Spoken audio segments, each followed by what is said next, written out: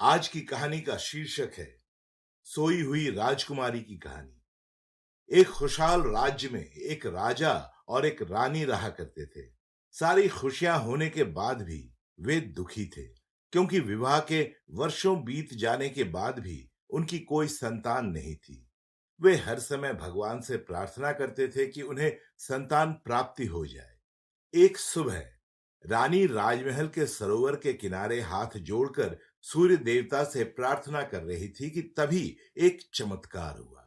सूर्य की उजली किरणें सरोवर के किनारे रखे पत्थर पर पड़ी और वो पत्थर एक मेढक में परिवर्तित हो गया। मेढक ने भविष्यवाणी की कि 1 वर्ष के भीतर रानी एक बच्ची को जन्म देगी, और ठीक वैसा ही हुआ। 1 वर्ष के बाद रानी ने एक खूबसूरत बच्ची को जन्म दिया। उस बच्ची के मुख पर सूर्य की किरणों सी चमक थी। उसका नाम रोजामंड रखा गया। पुत्री के जन्म की खुशी में राजा रानी ने एक बहुत बड़ा जश्न आयोजित किया, जिसमें राज्य की पूरी प्रजा को बुलाया गया। राज्य के बाहरी छोर पर स्थित सुनहरे वन में 13 परियां रहा करती थी। राजा रानी ने उनमें से 12 परियों को तो जश्न में बुलाया, किंतु वे 13वीं परी को बुलाना भूल गए। जश्न के दिन पूरे राजमहल में उल्लास का वातावरण था। मधुर संगीत, नृत्य, रंगारंग कार्यक्रमों के साथ साथ एक बड़े भोज का आयोजन किया गया था। नन्ही राजकुमारी रोजामंड सोने के पालने में लेटी हुई थी। एक एक सभी मेहमान राजकुमारी के पास आकर उसे उपहार के साथ आशीर्वाद भी दे रहे थे। परियों ने भी रोजामंड को बेशकीमती उपहार दिए। उपहारों के साथ ही उन्होंने कई आशीर्वाद भी रोजामंड को दिए। किसी ने उसे सुंदरता का, तो किसी ने दयालुता का आशीर्वाद दिया। किसी ने अपार धन का, तो किसी ने सुंदर मन का आशीर्वाद दिया। ये सिलसिला 11वीं परी तक चला। 12वीं परी के आशीर्वाद देने के पहले ही 13वीं परी वहां पर आ गई। वो जश्न में न बुलाए जाने के कारण बहुत क्रोधित थी। उसने रोजामंड को श्राप भी दिया कि अपने 16वें जन्मदिन के दिन उसे एक सुई चुभेगी और वो मर जाएगी। श्राप देकर 13वीं परी वहां से चली गई। जश्न में उपस्थित सभी लोग अवाक रह गए। राजा रानी बहुत दुखी थे। वे परियों से प्रार्थना करने लगे कि किसी तरह रोजामंड को दिए गए श्राप को समाप्त कर दे, किंतु ये संभव नहीं था। परियों ने बताया कि किसी भी श्राप को समाप्त नहीं किया जा सकता है। ये सुनकर रानी विलाप करने लगी। 12वीं परी का आशीर्वाद शेष था। रानी को विलाप करते देख वो बोली, 13वीं परी का श्राप समाप्त तो नहीं किया जा सकता है, किंतु मैं अपने आशीर्वाद से उसे कम कर सकती हूँ। उसने रोजामंड को आशीर्वाद दिया कि वो अपने 16वें जन्मदिन पर सुई चुभने पर वो मरेगी नहीं, बल्कि 100 वर्षों के लिए गहरी नींद में सो जाएगी। ये सुनकर राजा रानी का दुख कुछ कम अवश्य हुआ। उन्होंने 12वीं परी को भी धन्यवाद दिया।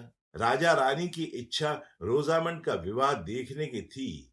वे परियों से बोले, आपने 13वीं परी का श्राप कम कर दिया। इस बात की हमें बेहद खुशी है, किंतु दुख ये भी है कि हम लोग रोजामंड का विवाह नहीं देख पाएंगे। जब वो 100 वर्षों के बाद सोकर उठेगी, तब तक तो हम मर चुके होंगे। तब 12वीं परी बोली, जैसे ही रोजामंड 100 वर्षों के लिए सोएगी, राजा रानी सहित पूरी प्रजा भी सो जाएगी। रोजामंड के जागने पर ही सब जागेंगे, और रोजामंड नींद से तब जागेगी जब एक सच्चा प्यार करने वाला राजकुमार उसे चूम लेगा। इसके बाद सभी परियां राजमहल से चली गईं। परियों के जाने के बाद राजा रानी ने सेवकों से कहकर राजमहल के सारे चरखे और सुइयां नष्ट करवा दी। वे किसी भी सूरत में रोजामंड को दुष्ट परी के श्राप से बचाना चाहते थे। दिन बीतने लगे और रोजामंड बड़ी होने लगी। वो बहुत सुंदर और दयालु होने के साथ साथ ही बुद्धिमान भी थी। समस्त प्रजा उससे बहुत प्रेम करती थी। आखिरकार रोजामंड का 16वां जन्मदिन आ ही गया। राजा रानी ने इस अवसर को धूमधाम से मनाने के लिए शाम को एक बड़े जश्न और भोज का आयोजन किया था, किंतु वे चिंतित भी थे। उन्हें दुष्ट परी के श्राप के सच हो जाने की आशंका ने घेरे रखा था, किंतु पूरा दिन बीत जाने के बाद भी कुछ नहीं हुआ। शाम को एक सेवक रानी के पिता का पत्र लेकर आया, जिसमें लिखा था कि रानी के पिता की तबीयत बहुत खराब है। राजा रानी तुरंत रानी के पिता से मिलने निकल पड़े। राजमहल से जाने से पहले उन्होंने अपनी विश्वास पात्र दासी डायना को हिदायत दी कि वो रोजामंड का ख्याल रखे और उसे राजमहल से बाहर जाने न दे। डायना ने भी उन्हें आश्वासन दिया कि वो रोजामंड को कुछ भी नहीं होने देगी। राजा रानी के जाने के बाद डायना साए की तरह रोजामंड के साथ रही, लेकिन जब वो भोजन बनाने में व्यस्त हुई तो रोजामंड छुपकर बगीचे में गई। वहां पक्षियों के साथ खेलने लगी। खेलते खेलते उसे एक फूल पर बैठी सुनहरी तितली नजर आई। उसे पकड़ने जैसे ही रोजामंड ने हाथ बढ़ाया, वो उड़ गई। रोजामंड उसके पीछे भागने लगी। उड़ते उड़ते तितली एक मीनार के सामने पहुंच गई। वो एक पुरानी मीनार थी और बहुत ऊंची थी। रोजामंड के मीनार के सामने पहुंचने पर तितली मीनार के भीतर चली गई। रोजामंड भी तितली के पीछे पीछे मीनार में चली गई। मीनार में गोलाकार सीढ़ियां बनी हुई थी। रोजामंड तितली के पीछे जाते हुए सीढ़ियों पर चढ़ने लगी। तितली उड़ते उड़ते मीनार के सबसे ऊपरी मंजिल पर पहुंच गई और उसके पीछे रोजामंड भी। मीनार के उस हिस्से पर एक छोटा सा कमरा था। तितली के पीछे रोजामंड उस कमरे में चली गई। वहां एक बूढ़ी औरत चरखा चला रही थी। रोजामंड ने भी चरखा नहीं देखा था कभी। वो आश्चर्य से उसे देखने लगी। बूढ़ी औरत ने जब सिर उठाकर रोजामंड को देखा तो रोजामंड ने पूछा, आप ये क्या कर रही हैं? मैं इस चरखे से सूत काट रही हूं। क्या तुम भी सूत काटना चाहोगी? बूढ़ी औरत ने उत्तर दिया। रोजामंड ने कभी चरखा नहीं देखा था, इसलिए उसका मन सूत काटने मचल उठा। वह चरखे के पास बैठ गई और चरखा चलाने लगी। बूढ़ी औरत उसे देखकर कुटिलता से मुस्कुराने लगी। वो बूढ़ी औरत और कोई नहीं बल्कि वो दुष्ट 13वीं परी थी। आज कहानी यहीं तक। इसके आगे की कहानी हम सुनेंगे अगले एपिसोड में। रोजामंड चरखा चलाते हुए बहुत खुश थी, लेकिन अचानक एक नुकीली सुई उसके उंगली में आ घुसी और वो गिर पड़ी। गिरते साथ ही वो गहरी नींद में सो गई।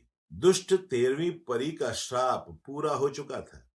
वो हंसते हुए वहां से चली गई। इधर राजा रानी जब वापस लौटे तो रोजामंड को महल में न पाकर चिंतित हो उठे। डायना भी उन्हें कुछ बता नहीं पाई। राजा ने सैनिकों को रोजामंड को ढूंढने के लिए भेजा। वे स्वयं भी उसे ढूंढने लगे। पूरा महल तलाशा गया, किंतु रोजामंड कहीं नहीं मिली। खोजते खोजते सैनिक के साथ राजा रानी मीनार में पहुंचे। वहां ऊपरी मंजिल के कमरे में उन्होंने रोजामंड को सोते हुए पाया। पास ही चरखा भी रखा हुआ था। वे समझ गए कि दुष्ट परी के श्राप ने अपना काम कर दिया है। रानी दुख के मारे विलाप करने लगी। तब राजा ने उसे समझाया कि हमें रोजामंड को लेकर महल चलना चाहिए, क्योंकि कुछ ही देर में हम सब भी सो जाएंगे। रोजामंड को राजमहल में ले जाया गया और उसे तैयार कर मखमली बिछौने वाले एक बिस्तर पर लिटा दिया गया। सोती हुई रोजामंड बहुत ही सुंदर लग रही थी। कुछ ही देर में राजा रानी, दरबारी और राज्य की पूरी प्रजा सो गई। काला बादल राज्य के ऊपर छा गया और पूरा राज्य अंधेरे में डूब गया। समय बीतने के साथ राज्य के चारों ओर कटीली झाड़ियां उगाई और राज्य उसके पीछे छुप गया। अब वो राज्य बस किस्से कहानियों में ही रह गया था। वहां की सोई हुई राजकुमारी के किस्से दूर दूर तक सुनाए जाते थे। राजकुमारी को देखने की आस में कई राजकुमार उस राज्य में जाने का प्रयास करते, किंतु कटीली झाड़ियों को पार नहीं कर पाते। कई घायल होकर वापस लौट आते तो कई उनमें फंसकर मर जाते। राजकुमारों की मौत की खबर फैलने के बाद सबने वहां जाना छोड़ दिया। ऐसे ही 100 वर्ष बीत गए। एक दिन ईवान नामक राजकुमार ने सोई हुई राजकुमारी की कहानी सुनी। कहानी सुनकर वो उससे चाहने लगे। उसने तय किया कि वो उसे एक बार देखने अवश्य जाएगा और उसे नींद से जगाने का प्रयास करेगा। खतरे को देखते हुए सबने उसे वहां जाने से मना किया, किंतु वो एक न माना और रोजामंड की खोज में निकल पड़ा। कई दिनों की लंबी यात्रा के बाद वो कटीली झाड़ियों के पीछे छुपे उस राज्य के पास पहुंच गया जहां रोजामंड सोई हुई थी। जिस दिन वो वहां पहुंचा तब तक रोजामंड को सोए 100 वर्ष हो चुके थे। राजकुमार इवान ने कटीली झाड़ियों को किसी तरह अपनी तलवार से काटकर पार किया और राज्य में घुस गया।